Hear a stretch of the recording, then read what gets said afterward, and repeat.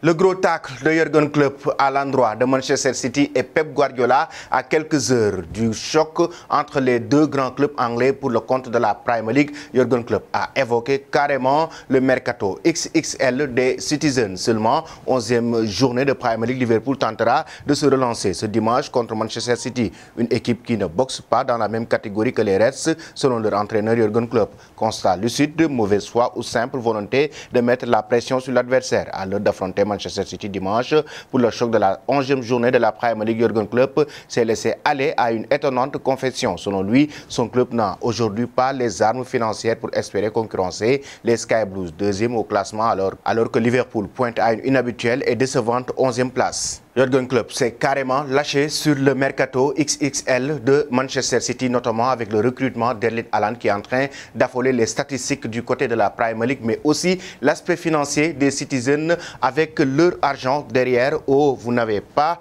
ma réponse, mais vous l'avez déjà tous. Personne ne peut rivaliser avec City dans ce domaine. Vous avez la meilleure équipe du monde et vous recrutez le meilleur attaquant sur le marché, Haaland. Peu importe ce qu'il en coûte, vous le faites. Je sais que City n'aimerait pas ma réponse, personne ne l'aimera, mais vous avez posé la question, que fait Liverpool? Nous ne pouvons pas agir comme eux, ce n'est pas possible, c'est juste clair. Et encore une fois, vous connaissez ma réponse. Il y a 3 clubs dans le football mondial qui peuvent faire ce qu'ils veulent financièrement, vous devez rivaliser avec eux. Ce n'est pas du tout un problème pour moi, c'est comme ça. Ne me posez pas cette question parce que vous ouvrez toujours cette discussion et c'est moi qui vous le dis, mais vous le savez déjà tous. Pourtant, de son côté, les restes de Liverpool ont enregistré aussi un mercato avec les recrues de Darwin Núñez, Luis Diaz pour remplacer aussi l'attaquant Sadio Mané qui a rejoint le Bayern Munich cet été. À titre de comparaison, Manchester City a lâché près de 140 millions d'euros lors du dernier mercato pour s'offrir notamment Erling Haaland,